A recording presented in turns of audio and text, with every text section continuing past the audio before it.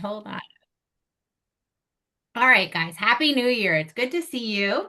I'm going to get started. We have a lot to go through with the new year, as we usually do in these meetings. I always think, oh, this is going to be a great meeting. We're going to have not as much stuff to talk about. But then as I put it all together, it ends up being a lot of stuff. So once again, we got a lot to get through. This is our agenda. But in my typical auctioneer style, we'll get through all of this with my fast talking. But please do not hesitate to ask questions and put things in the chat for me so that I can refocus. Those are the slides I'm sharing with you in the chat right now so that you have a copy of these. First thing is just a reminder that renamed our acronym to MDTPP, which you guys probably have already started to see in your email box, just to make the subject line a little easier for you to catch and know that it's a grant related thing. Again, resource slide with the links to the Google site that has the resources. It doesn't need to be updated. That was one of the things I had intended to do over break and didn't get to, so I'm going to work on that soon.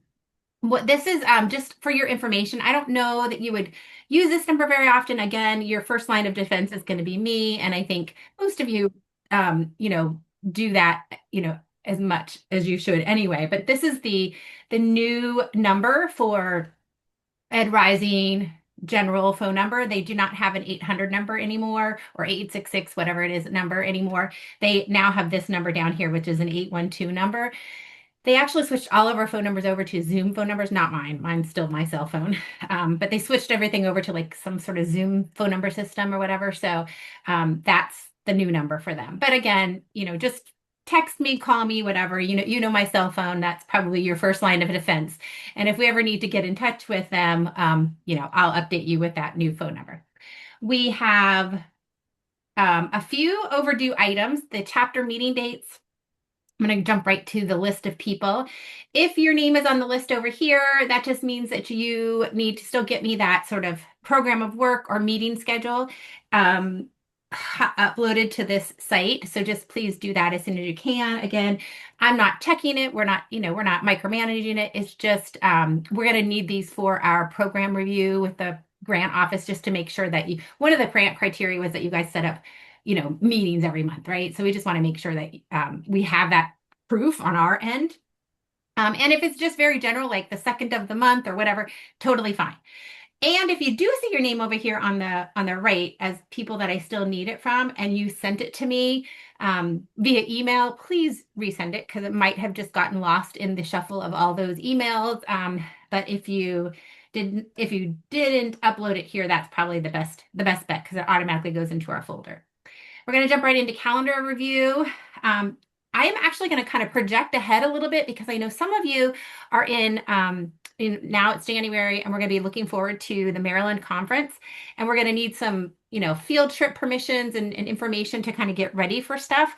So I'm going to try to give you a little focus on the ahead. I know like Anne Arundel County, for example, needs like, I don't even know, something like 3 months to prepare a field trip.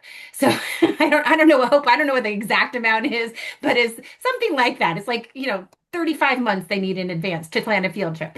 So I just want to give you guys heads up on this stuff. And I know Amy actually has been in contact with me already about it, so she's working on it. But for January, the t-shirt contest is underway right now. The deadline is February 12th. That is not on our Maryland competition list. This is something kind of separate from that. We do a design competition for the Maryland State t-shirt. And that is just a really cool competition. Basically, what happens is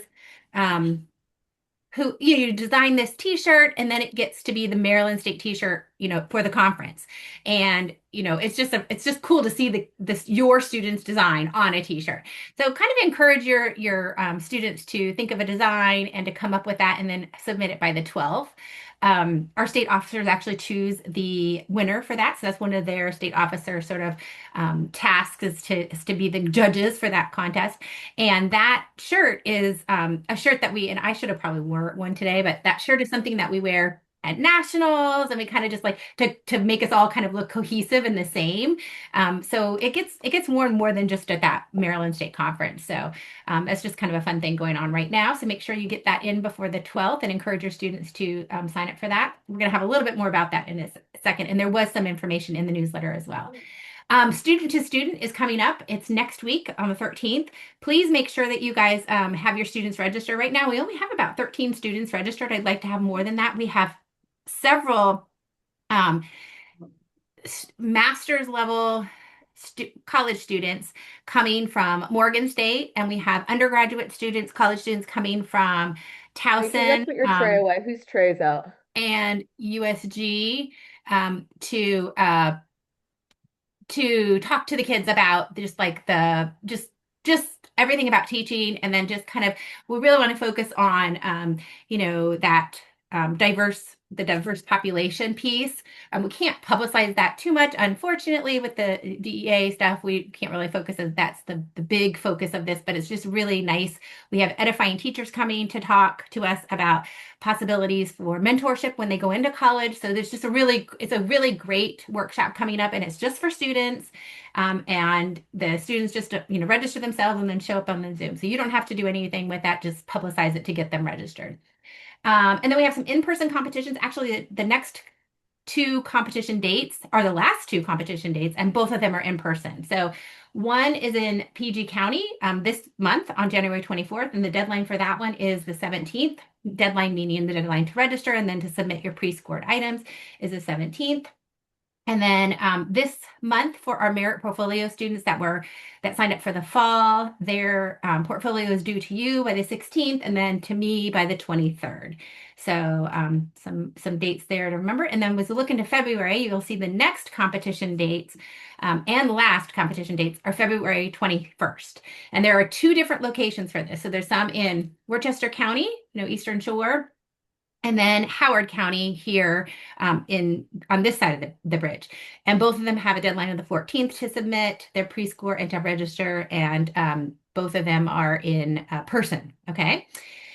And then moving forward with February, early bird registration. So registration for nationals opens on February 1st. February 1st, the state officer applications open up, and the deadline for that submission is the 20th. And I would encourage, we're going to talk about that today, but I encourage all of you to submit somebody for state officer candidacy. And then Educators Rising Week is the 2nd through the 6th. And that's just like a week to kind of focus on Ed Rising. Sometimes people do a little service project for their school, thanking the teachers. Sometimes people just do sort of a club awareness week and let their school know that they're there and that they could join, next year, that sort of thing. Some people do something at the elementary school. There are lots of things to do for that, and I will probably send out an email as it gets a little closer for you guys to kind of focus in on that, just specifically if you want to do something for that. September 15th is the semester 2 or the spring membership deadline for enrollment. And again, the deadline is just a rolling deadline, but they do have a deadline for anybody new coming in for semester 2. They want them to be registered by the 15th. Honor Society application opens on the 17th of February. We have a meeting. Obviously, our PLC meeting is the 5th. And then there's a meeting with Libby. Again, that's the Maryland State meeting, and that happens on the 12th at 3:30. And the Maryland cohort registration, the merit cohort for spring registration deadline has changed. You may have noticed that in some of my emails. I had given a January deadline and then realized that we actually needed a February deadline because some people are going to get new students for second semester, depending on how your program works. So I made the deadline within second semester. So it's February 13th. So they have a little bit more time to register now for that, which I think is good because it's not quick right after break. So they have some time to answer those questions and get registered for that. And do encourage your students to register or to apply, sorry, not register, but apply for the merit program spring cohort. We have a lot of money to pass out, and we want to make sure that the kids are getting that money and that money does not disappear from us. You know how you have to use the money or it kind of goes away. This is the information about that student to student workshop that I was telling you about. Edifying Teachers is partnering with us to be there. They are a wonderful organization that really does a lot of mentoring to college students and to early career teachers. And it's great information. It's free and it's a great service. And we all know that early career teachers have a tendency to get overwhelmed and really sometimes decide that this is not the career for them. So we're really trying to retain those early career teachers to become lifelong teachers so that they don't jump ship too soon if they don't have the right mentorship. So they're a great resource in that. So that's something that we're going to open them up to. And then we have some, like I said, some uh, focused college mentors coming to talk about their experiences in teaching. They're all, most of them, a lot of them are in student teaching positions right now, like in the classroom. So there's the flyer and then the information about that. Please have them register. This is for future student to students. We have the dates for the upcoming and the topics for the upcoming. So you can take a look at that if you'd like to, add that to your newsletter or something. Here is the membership update. This is just how you check your roster, and then making sure that you're trying to use up all of your 15 spots, right? So try to fill those up so that we can continue to have 15, at least 15 paid positions at each our members at each school. I'd like to offer students extra credit as incentive to attend the seminar. Is there any way we can be notified of who attends? Sure. Yeah, I can let you know who attends, Lynette. I'm going to write that down. If anybody else would like to do that, Lynette says in the chat that she would like to offer extra credit for people that attend that student to student workshop, which I think is great. I can send out a list of attendees. Just so you guys can see which ones are your students. After student to student, I'm writing myself a note. I think that's a great idea. Anything extra, they like to get credit for. So just make sure you're using up those 15 spots, even if they join in, now, or they're just starting to hear about it, whatever, they are still going to have an opportunity to do, to get, some great resources and opportunities. Here is the PDK scholarship that we talked about the last time, application link, eligibility. And then what I've done is I've linked in, remember, our guest speaker had a page that she talked about for scholarships. This is the link to that college bound, basically scholarship. It's not just college bound specifics, but it's scholarship opportunities for Maryland students. And this is kind of specific to what the categories are. So this is just a good resource for you. Maybe share it on your Canva page or Canvas page, or send it out to your kids just to see what college scholarship opportunities there are in Maryland. Some of them are specific to the city, but most of them are not. And then this is information about the Teaching Fellow Scholarship, which allows high school students to go to college for free to become a teacher. So again, this is a link that brings them to the Teaching Fellows of Maryland Scholarship and all the criteria and eligibility. So check that out, share that with your students. Competition winners, this is exciting. Of course, we already shared the education Ed Rising Moment competition, but here, English and Spanish, but we have new ones, Ethical Dilemma, Teacher Created Materials. The bold schools are the schools that are from our grant, and the lighter schools are the schools that are not from our grant. So you're going to notice we have a lot of bold schools on here, which I'm so excited about, that the grant schools are doing really well in these competitions. So Edgewood got first for, I hope that's not my car alarm going off. Okay, good. I don't know if you guys could hear that. Falston got first for Ethical Dilemma. Edgewood got first for Teacher Created Materials. And then we have Blake first for the Arts Lesson Plan. And we won't mention those other schools, just kidding. And then for children's literature, we've got second and third place winners for this from the grant, and then lots of other, all the way up to 10. And the same for the JV for the children's literature. And then for children's literature in Spanish, same, Crossland High School, all across the board there, right, with the Spanish winners. So that's amazing and awesome. Remember those first through 10 place winners all qualify to go to nationals. So that's just something you want to keep in mind. We want everyone to go to nationals. Just dropping the slides back in there. We want as many people to go to nationals as possible.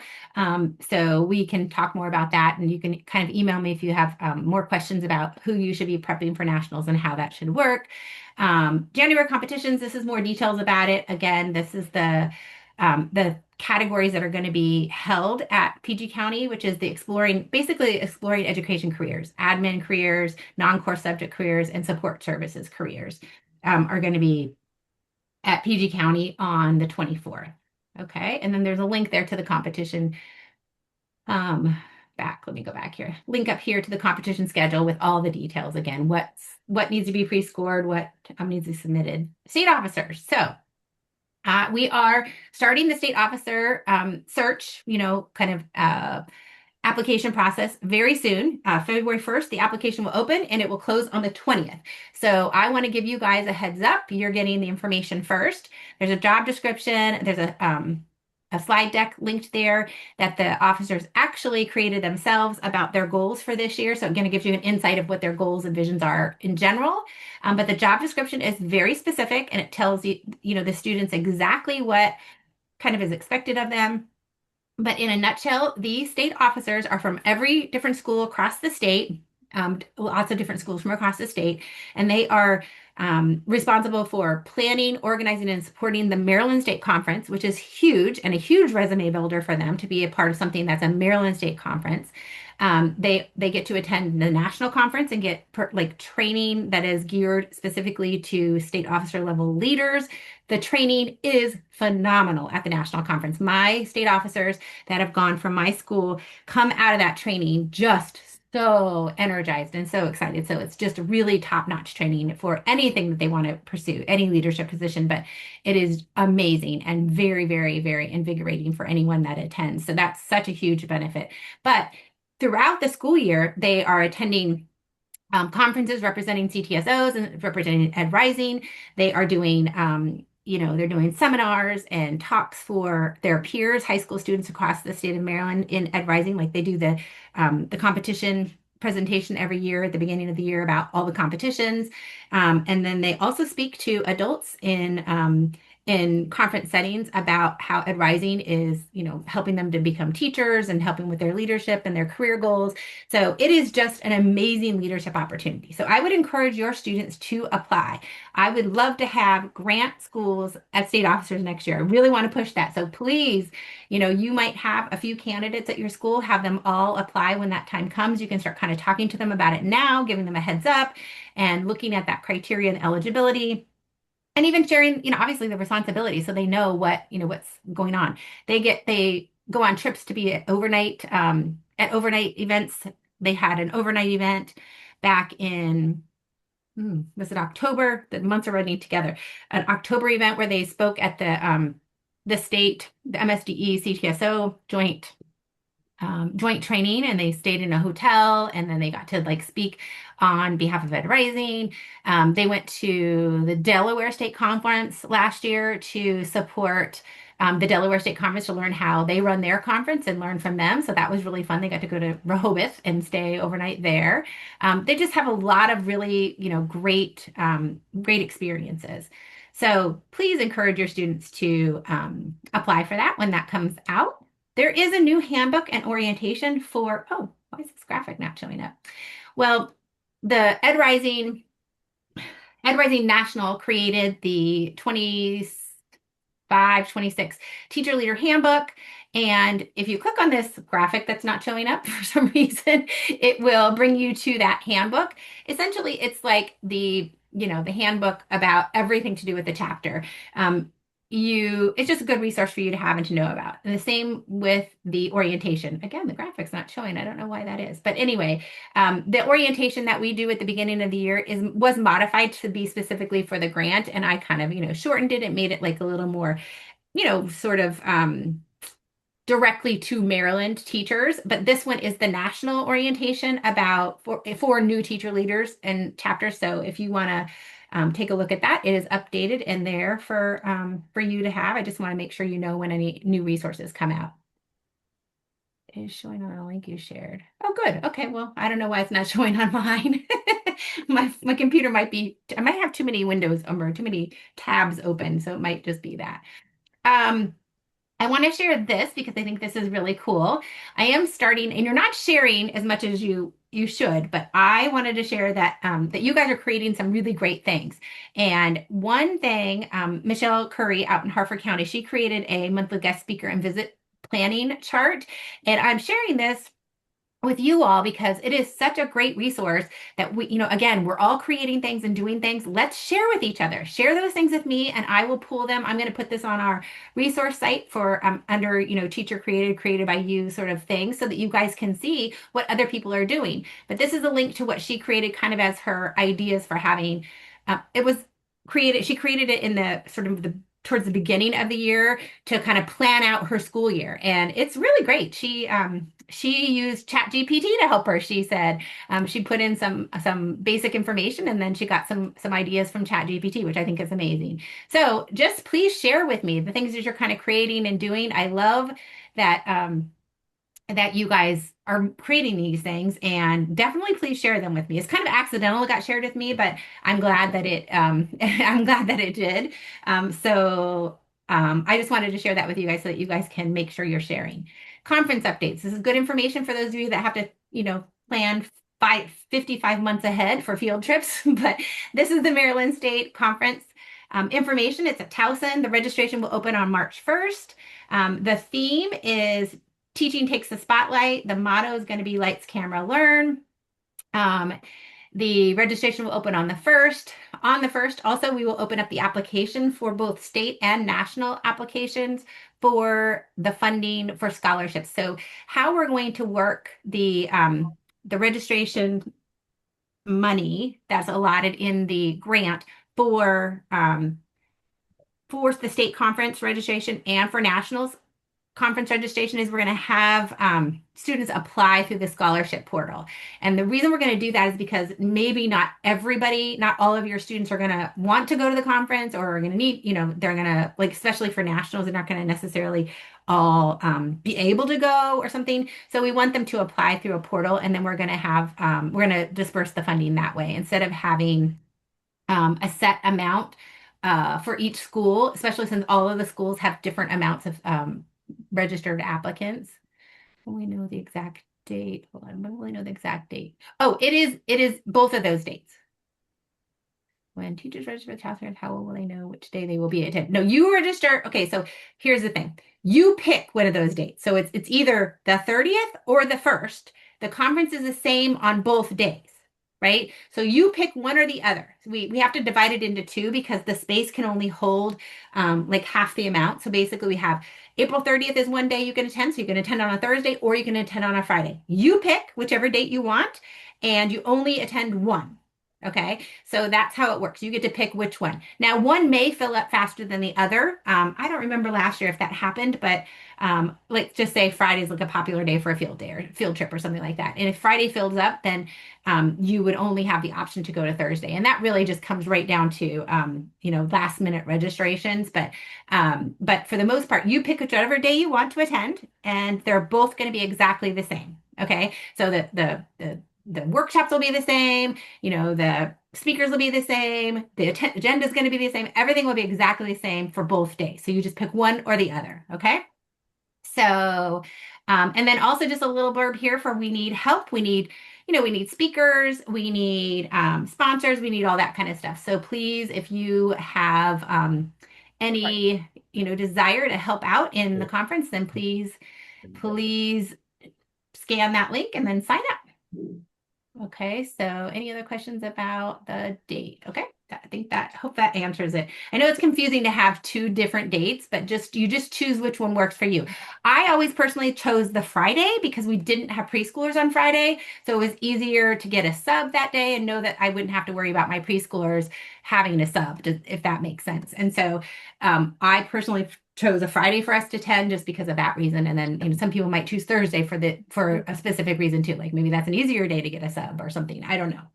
National Conference. Here is some general information. The National Conference registration opens on February 1st. The early bird rate ends on April 6th. So everyone should, if that wants to go to national, should definitely register before April 6th because the rate goes up and there's no reason to pay more for the conference. the competition deadline plus most everyone that will be going to nationals would probably be competing. So the deadline to register is the 6th also for anybody that's competing. So after the 6th, you cannot compete. Like if you register after the 6th, they cannot compete at nationals. So you want to make sure you register basically before the 6th of April. Okay. Right now, the hotel details are out and open on the website. Nothing else is available. Like you can't register yet for the conference or any of that, but the tentative schedule is linked here, and then the hotel details are linked here. I am Hotel. encouraging, I don't want to say that you have to, but if you are considering going to nationals and you know that you're going to bring a couple students or however I would encourage you to go on and reserve a couple hotel rooms now. You don't have to pay now. You just reserve them. You can let them go at any time with no cost, no, you know, um, impact to you or your credit card, because the hotel rooms that are closest to the convention center always fill up really fast. So if you're thinking that you may be bringing students or you may be going to the national conference, I would go out and register for a hotel room or two. The maximum is two. At the end of the day, we can transfer those too. So let's say Audrey out in Harford County, she registers for two rooms and she only ends up needing one. And then I find out that someone out in Caroline County needs a hotel room. We can transfer those rooms too, even later once the hotel rooms are filled up, and there are no more rooms left. So it's always good to kind of have them in the family, if that makes sense. So I already went on and registered two rooms just to have in my back pocket. So if you are, there's some schools that I know, like PG County, I would say go on and register some rooms just now. So you have rooms that are, close to the convention center. Um, and then anybody else, Harford County, you probably want to register for some. Anybody that's really intending to go to nationals, I think you should register or, you know, reserve a couple hotel rooms just to have, like I said, in your back pocket. And then I will probably put out an all call to everybody later saying, does anybody have rooms they're not going to be using? Because that happens every single year. And every single year we've transferred those rooms around and made sure that like our chaperones have a room close by, that our state officers have rooms, all the different things that happen. So just make sure that if you're thinking about it, you're considering it, go on and reserve some rooms, okay? That's just a little inside scoop from me. Don't tell everybody else in every other state because that'll get the word will get out and it will be filled up very quickly. I am going to, so let's go back here. I'm going to talk about a little lesson focus here because I want to focus on a lesson. I'd like to have time to focus on a lesson in our curriculum that you guys can use. This one is tied into an upcoming competition that I think would be, number one, a great lesson for every level, every kind of program you have. So if it's a chapter only, if it's a CDA, if it's a TAM program, this roles in education, general education and specialist topic will work for everybody because you really do want your students to understand kind of what kind of education jobs are out there, right? And what they can be doing. Most people think about their education experience, they either think about being a high school teacher because that's their most current kind of teacher that they've seen, right? With a content area, like a PE teacher or a math teacher, whatever, or like their third grade teacher, their first grade teacher, whoever their like favorite teacher was. And they don't consider all the other sort of positions and teaching roles that are out there.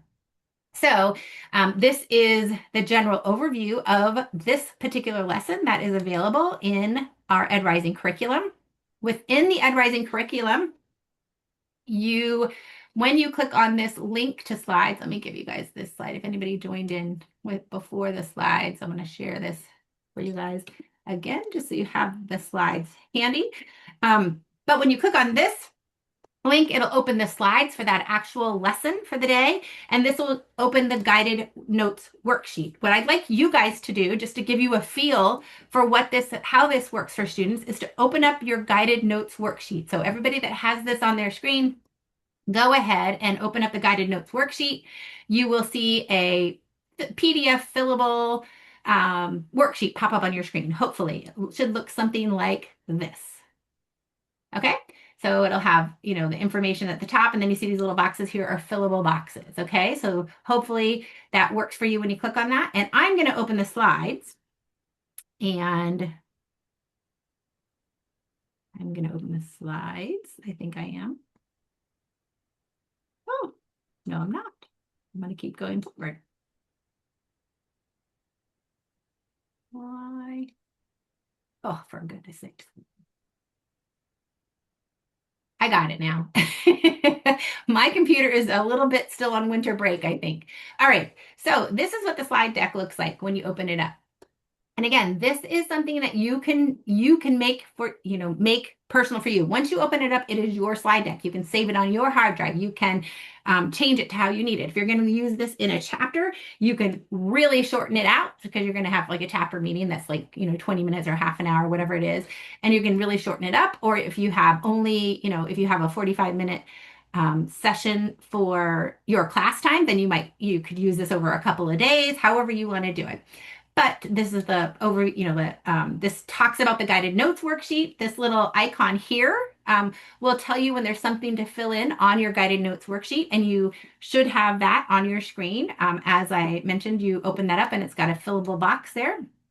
And this one actually has a project-based learning um, activity that I'm going to share with you on the next page that they can do and work on also to extend this learning outside of these slides and these sort of daily things. So for example, you could do 3 days of slides if you want to do this over the course of a week. You do this 3 days of slides about this topic, and then the last 2 days they can work on their project-based learning. Or you can just simply do an overview of this slide deck and then have them do the project-based learning. You can create that however you want. So sometimes what I would do is I would have the project-based learning activity be for my higher levels. So like my level 3s would do the project-based learning. And then all my other students would do, like my 1s and 2s, we would do this focused on the worksheet, and that would be their assignment they turned in. But here are the lesson objectives. So students will be able to identify key roles and responsibilities of general and special education teacher. They will compare general education and special education teachers' pathway, and they will collaborate with other professionals to support student learning. Okay, day one slides. Day one slides always have a little warm up or some sort of like thing to get them thinking. Take a few minutes to answer the following questions. And I usually did these in groups. I had like tables, teach groups, and I had them set up in tables. So I'd have like group 1 do one question, group 2 kind of talk about it as a group, and then we would come together at the end. So I'd have them work on this sort of, bell ringer activity or warm up activity when I was still getting the kids in, answering questions from the previous thing, getting the kids started over with the preschoolers or taking attendance, all those kind of things. So they knew they started to get used to the fact that they would have a bell ringer or a warm up to work on as they came into the classroom. So these are the questions that they would need to answer when considering your teacher career. What grade would you like to teach? What focus on do you want to focus on a specific content area or subject? Do you want to focus on a particular group of students, multilingual, gifted, etc.? So just kind of get them thinking about what do they have a desire for that? Do they have any idea what they would like to do? And then this is the pathway choice. So this is the pathway choice for just between gen ed and special ed. And there's more to this roles in education. There's more lessons that go with this that talk about all the other things. This is just the one that kind of focuses on what the difference between gen ed and special ed is. So there's kind of the two pathways for that. Talks about general ed teachers. So you'll see that you have the first little icon up here. See that little clipboard with the red? That means there's something to fill out on your worksheet. So if you look at the worksheet, you'll see there's the first little box there, right? So let's see here. So this slide says, general education teachers instruct a class in core academic subject or subjects. They design instruction, curriculum, and pedagogy to support a wide range of learners. They work in traditional classrooms with high number of students. So over here on the notes page, you will see describe the role of general education teacher, right? So you could put in there what I just said, right? Some notes in there, what I just said. You could also, how I usually did this is I didn't want kids to have this worksheet in front of them when I was going through the slides because they get distracted, right? I want them to pay attention to me. And I would post this worksheet and the slide deck in Canvas as their assignment. So then they could answer these questions later and also review the slides, say, oh, geez, what did she say about that again? But they would know that when I had this little icon on the screen here, that meant there was going to be something on the worksheet to fill out. Okay. So they knew that this was something that they needed to pay attention to. All right.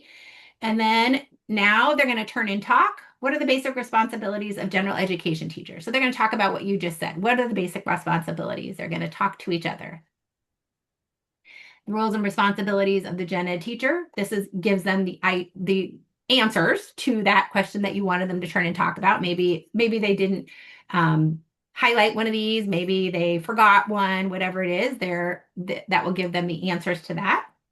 And then what's your path? And it kind of gives them some more breakdown of what for the general education, what pathway they want to go. Do they want to do early childhood, elementary, middle school, secondary?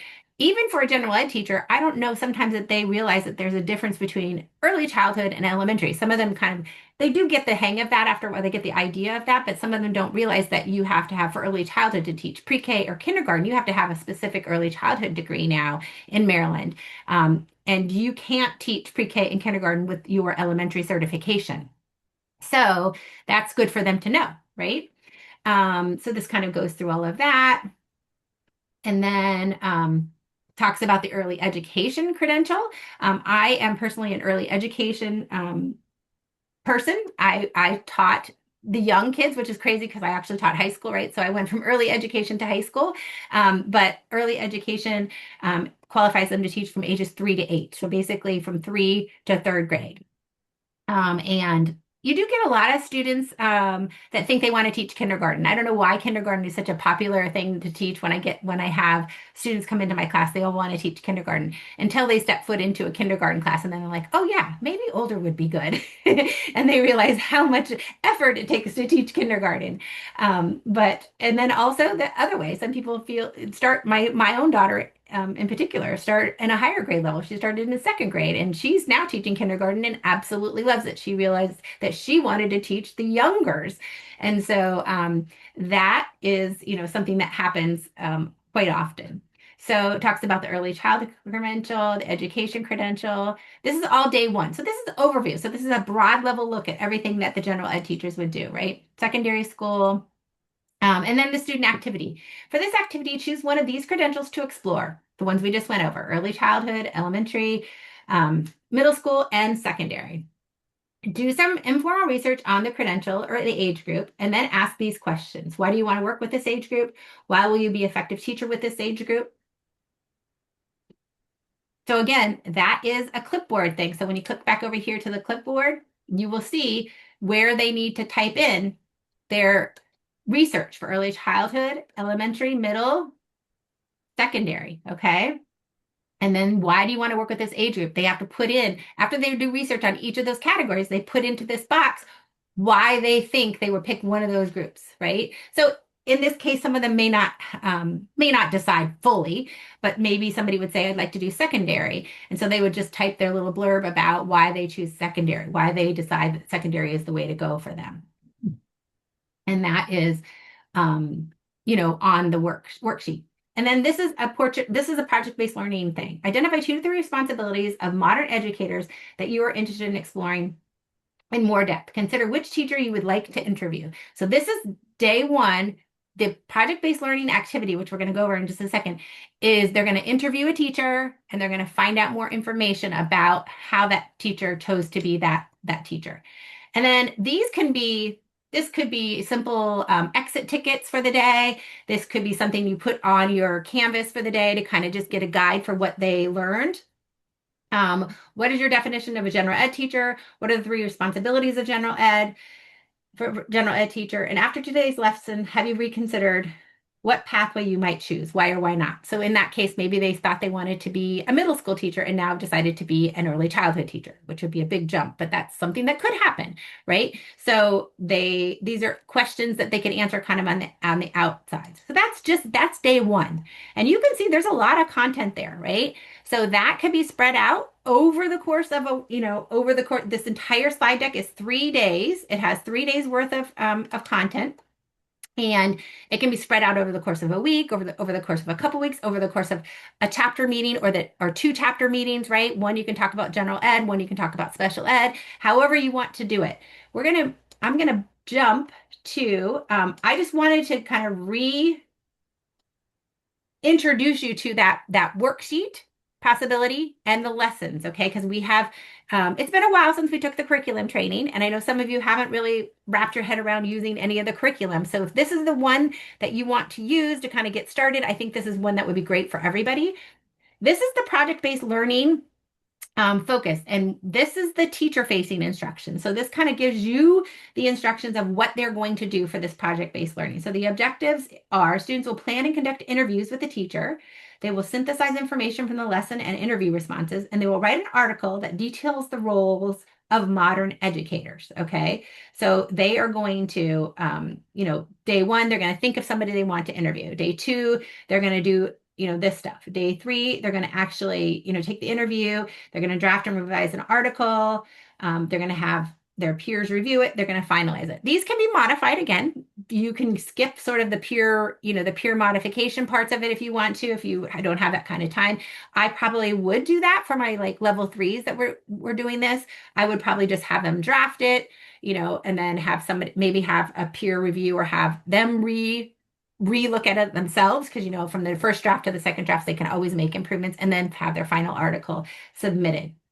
And then it has all of the details about the project-based learning, including a rubric for you to grade it. How easy is that, right? It tells them exactly what they need to include in their project to get the highest grade, and easy for you to grade yourself. And then this is the student-facing instruction. So this is what you can actually post right up to Canvas to you know, share with them what they're going to do, what the directions are for their project-based learning. So, for example, if you year one, you did that overview of general ed and special ed, and they've already done that. Now they wouldn't have that had happened for you guys because you're just using the curriculum for the first time. But like if you're using the curriculum year after year or this lesson plan year after year, all of your level ones already got that first one. Now to extend on that, your level twos and threes can do the article, or your level threes can do the article, or your interns can do the article, that sort of thing. So this is their student directions for the project-based learning activity of writing that article. And all of this is listed here. It is linked here in your slides from today. And again, I just want to highlight a lesson out of the curriculum. We haven't really talked about it since we did the training. I just want to focus on it. One of the things about this particular lesson is it ties into the competitions that are coming up, right? We have the competitions in PG County are let me just jump to it instead of, are the Exploring Careers in Education competitions. And those competitions are exploring admin careers, non-core subject careers, and support services careers, right? So they are to learn about those different types of jobs, like admin, obviously administrative careers. Non-core subjects are subjects like ours, right? Teaching child development, art, well, not art, art, like the specialists are considered that, like ceramics specifically, right? Or business, or engineering, could be in an elementary level. It could be the non-core subject careers or the specialists like art, media, music, but then also it could be an OT or a PT. It could be the school counselor. It could be all the different things and roles that are non-core, like non-core is like math, English, social studies, right? And then support services. This is a great one to have them interview a paraeducator, to interview any other support services, security guard. Someone did what this on a security guard in their building who is also a football coach, coaches, all the different people that are the support services team. Would be great candidates for that. So that's a competition. And so you could tie in that competition with this lesson very, very easily.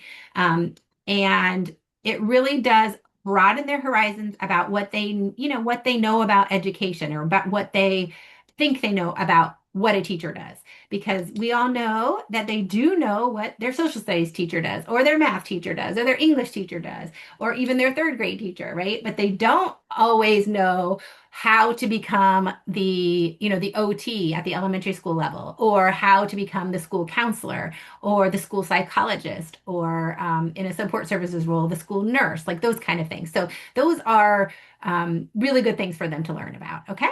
So that is a little bit of information about the curriculum and a little touch on the curriculum. Okay. Now, merit program updates. Again, this this is for our fall merit participants right now. They on the 16th, their portfolio is due. And then it's due to me on the 23rd. So please remind your students to be on top of that, because that's going to come very quickly to them after winter break.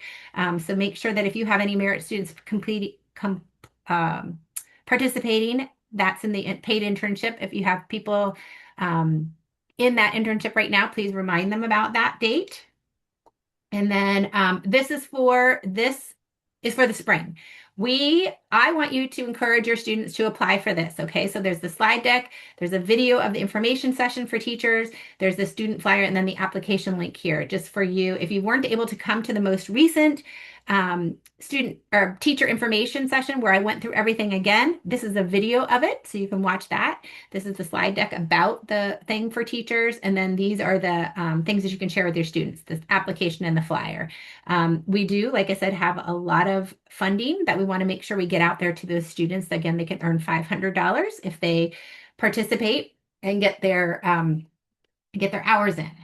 So moving on, this is some great things happening around Maryland. I share some of these in the newsletter, but I want to make sure that you guys are seeing this information and you're sharing. That's the other thing. Please share it with me, because I want to share these information. I share this information with our grant people to show what you guys are doing, in your counties and in your schools with the Kids for Ed Rising, and they love seeing this. So this is Caroline County and Carroll County. They did Christmas trees for their bus drivers. They were like chocolate covered popcorn for their bus drivers. Ed Rising chapter did that. And this is also great ideas for you guys to think of things that you can do to engage your students. And then in Carroll County, they ran like a little workshop, a holiday workshop where they had Educators Rising students hosted a Yes, please, Lynette. Send pictures, send stuff to me. Or even if you don't have pictures, send me blurbs of things that you're doing. So yeah, it sounds like PG County, Lynette did volunteer for Toys for Tots. So definitely send that stuff. These are things that you guys can do, right? So these are ideas. It's not necessarily just a brag sesh, right? Which I think is awesome too. But it's also to share like, oh, we could do that. So these guys did an event that ran 5 hours. The cost was $10 per child. And they had an hour of crafting, an hour of shopping and cards and gift making, an hour of games, and an hour of food crafts. They all got to play bingo and provide a bag lunch. This year we had 30 children and 35 student helpers. Some of the helpers were even members from last year that graduated and wanted to come back. What an amazing event in Carroll County, right? That's a huge fundraiser too. They were able to get $10 per child. So that's huge. I love that idea. And then in Dorchester County, the Principal's Month Bulletin Board activity, hopefully on yours, the picture is showing. Again, that was not showing for some reason, but they did a wonderful bulletin board for Principal's Month to kind of highlight their principal.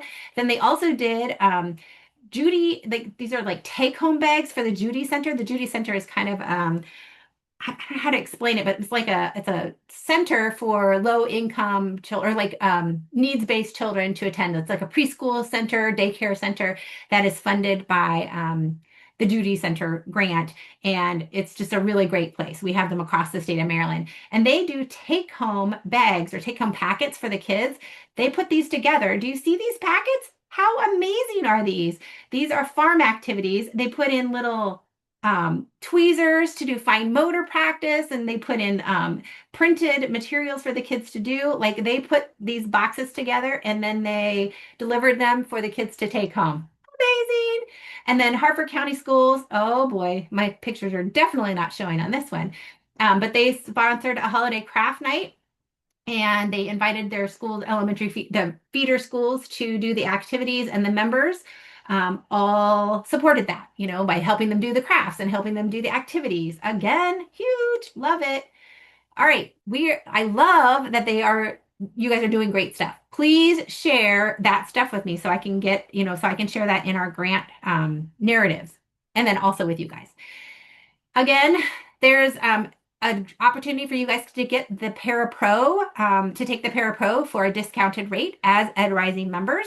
So make sure you contact Lisa in your school system or pass this along to whoever supports your Parapro test taking credential that they can get because you guys are members of Ed Rising. Your students can get a $20 discount off that and they can be set up to take the test in your school. You don't have to go to a testing center. They can do it right at your school, which is a huge convenience.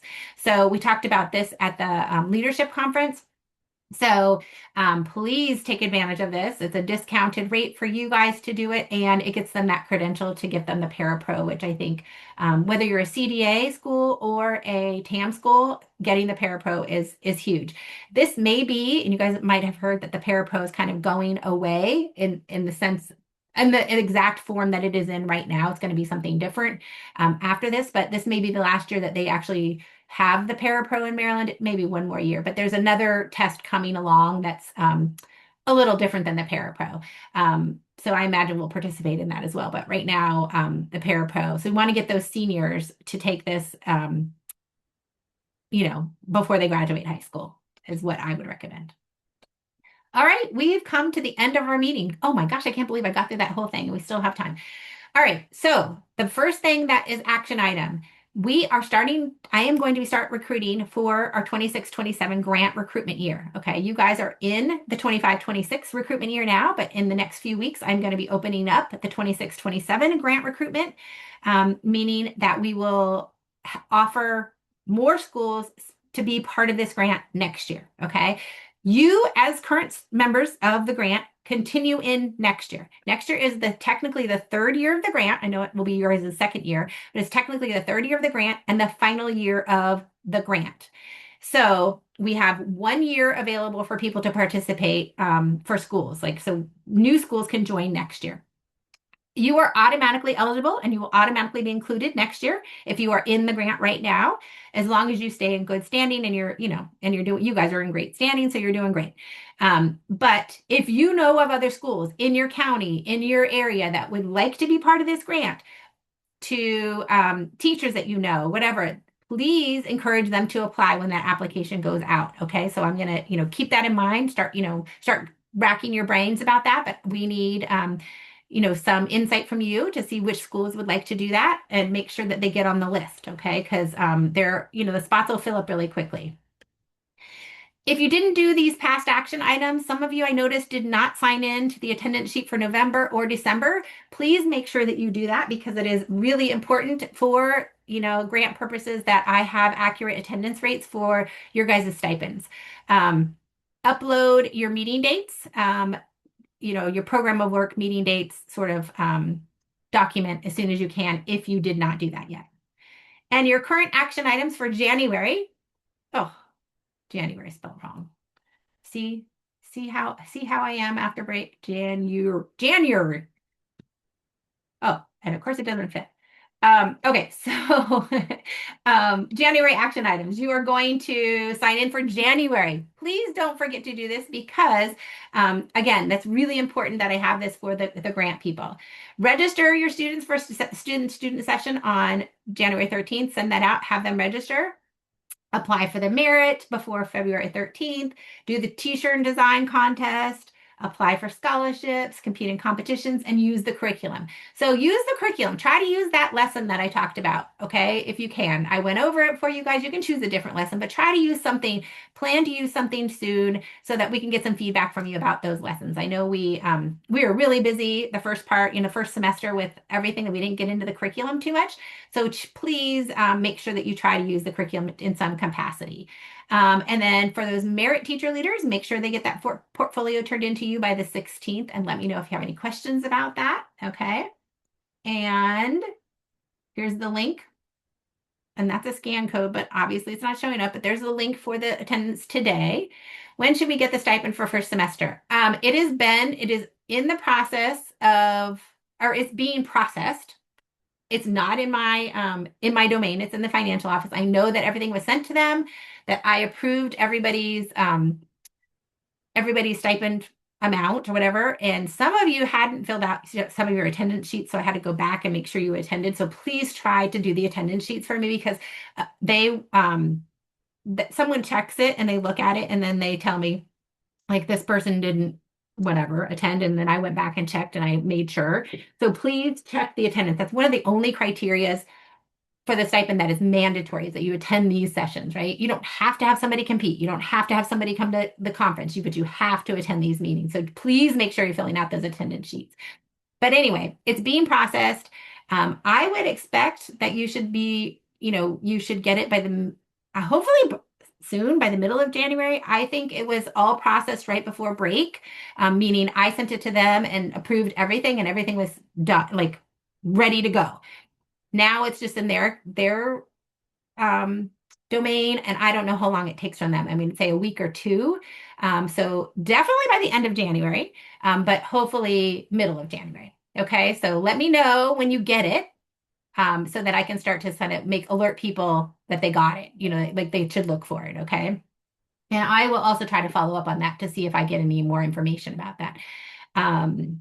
When we did it for last year's candidates, I was never able to get a time frame. It just working with the finance office is not the easiest, like it is with you guys too, right? Finance offices.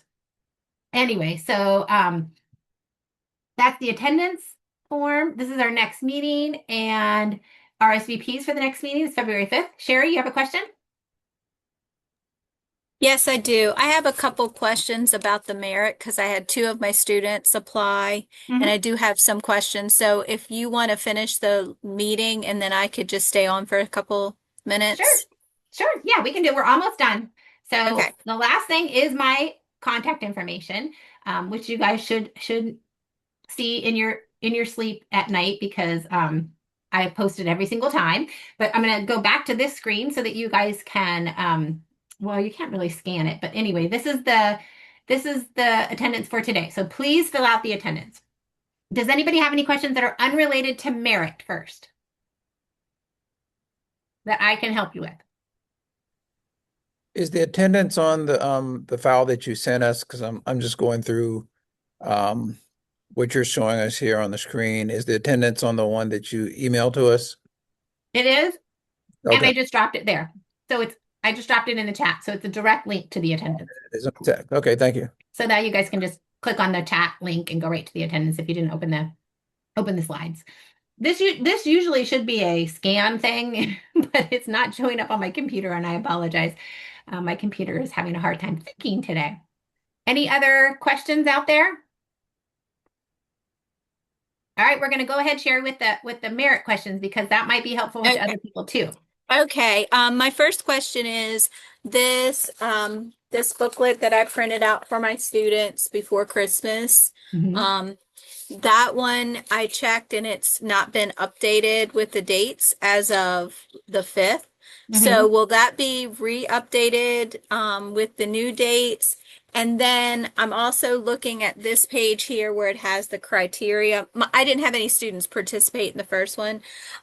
In the middle category where it says planning, lesson planning, what would a student who is working in an elementary classroom, which category would you suggest that So they do a lesson planning and delivery?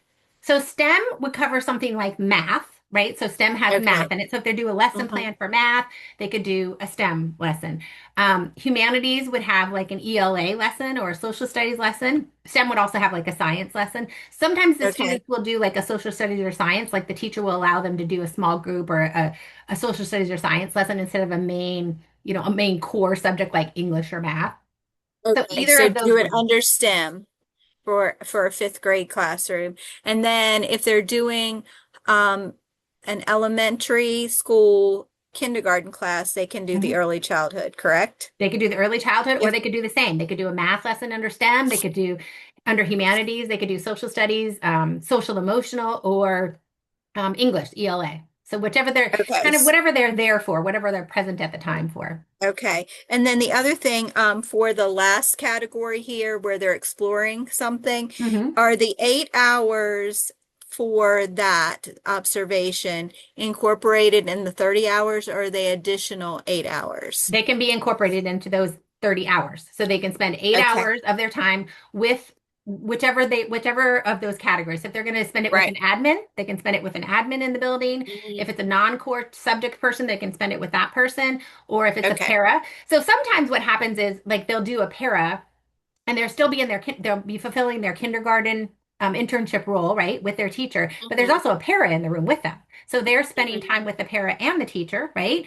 And they can take time outside, they can take some time to just interview the para and do that. But they are spending it, they're kind of doubling up. They're spending it with the kindergartner and the para, the kindergarten teacher and the para. And so they know full well Okay. what the para does in that classroom to support those kindergarten students. So that's Okay. kind of a way to sort of double whammy that time. But outside of the classroom would be like the admin. I mean, they're going to have to go obviously in the office and hang out with the admin and do those kind of things in the admin, and then also with a non-core teacher. Okay, and one more question. With the time frame, with the original dates that you had given us, I knew I could secure the 30 hours. Could I just assume that my students will be accepted? And if they don't, that's okay.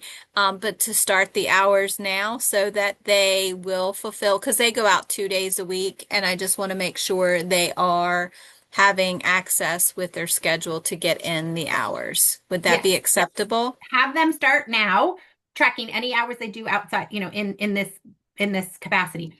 For example, Mhm.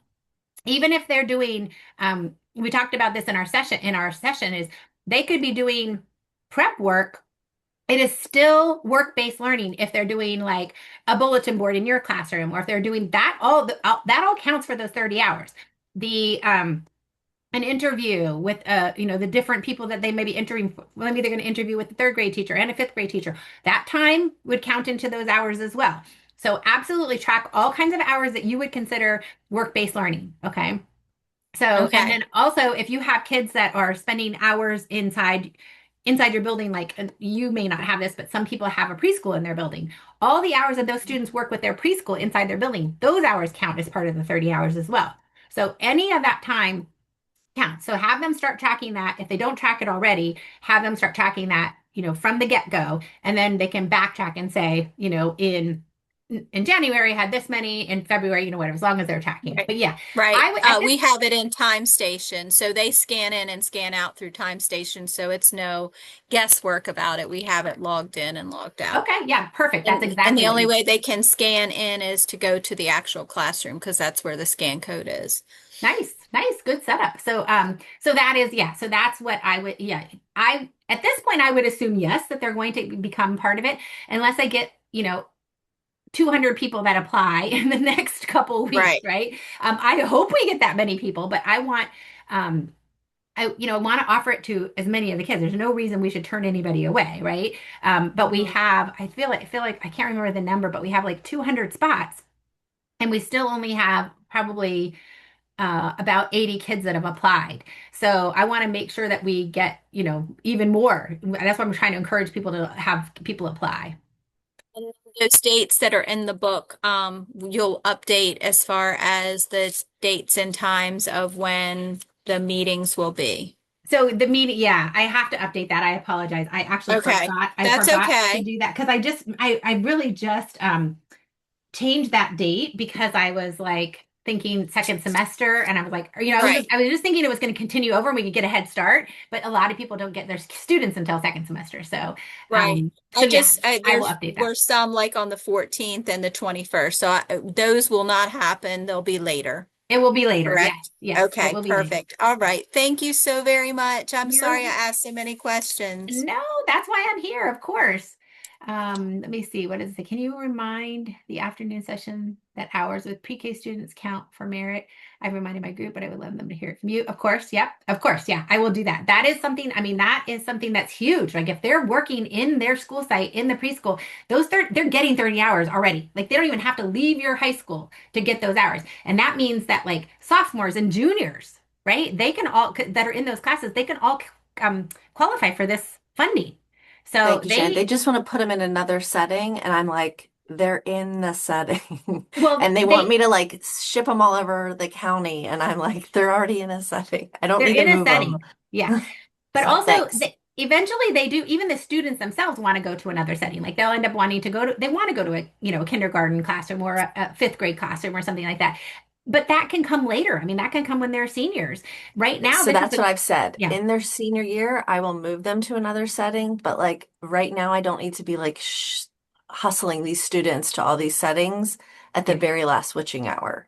Of course. Yeah, absolutely. And it's work-based learning. They are learning right there in the preschool setting, and it's such a great hands-on experience for them. So it 100% counts, and I definitely will review that with them. Thank you. And the information and the information in the video and the information sessions for Merit, I went over that again and I was like, "Guys, you have interns right now. You have interns that could earn this $500 that are sophomores and juniors right now. We just have to sign them up." Like sign up your whole class because they could all get this money and they're right there in a preschool. So we want to make sure that that they realize that. So I definitely will bring that up for sure.